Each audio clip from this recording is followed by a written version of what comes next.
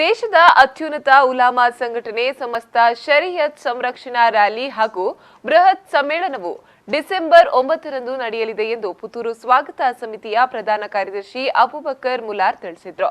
ಅವರು ಶುಕ್ರವಾರ ಸುದ್ದಿಗೋಷ್ಠಿಯಲ್ಲಿ ಮಾತನಾಡಿ, ಡಿಸೆಂಬರ್ 9ರಂದು ಅಪರಾಹ್ನ 2:30ರಿಂದ ಮಂಗಳೂರು ಜ್ಯೋತಿ ವೃತ್ತದ ಬಳಿಯಿಂದ ನೆಹರು ಮೈದಾನದವರೆಗೆ ಬೃಹತ್ ರ್ಯಾಲಿ ನಡೆಯಲಿದ್ದು, ದಕ್ಷಿಣ ಕನ್ನಡ ಜಿಲ್ಲಾ ಕಾಜಿ ತ್ವಾಖಾ ಉತ್ಸಾದ್ ನೇತೃತ್ವದೊಂದಿಗೆ ವಿವಿಧ ಗಣ್ಯರು ಈ ರ್ಯಾಲಿಯಲ್ಲಿ ಪಾಲ್ಗೊಳ್ಳಲಿದ್ದಾರೆ.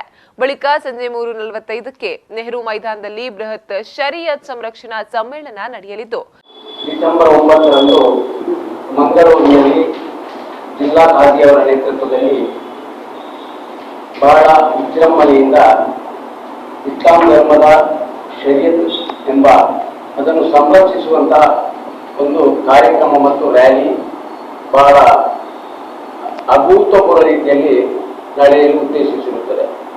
ಇದಕ್ಕೆ ಜಿಲ್ಲಾ ಮಟ್ಟದಲ್ಲಿ ಬಹುದೊಡ್ಡದಾದಂತಹ ಒಂದು ಸಂಘಟನೆಯ ಮೂಲಕ ಸಮಸ್ತದ ಪೋಷಕ ಸಂಘಟನೆಗಳು ಸೇರಿ ಬಹುದೊಡ್ಡದಾದಂತಹ ಒಂದು ಕಾರ್ಯಕ್ರಮವನ್ನು ಹಮ್ಮಿಕೊಳ್ತಾ ಇದ್ದೇವೆ.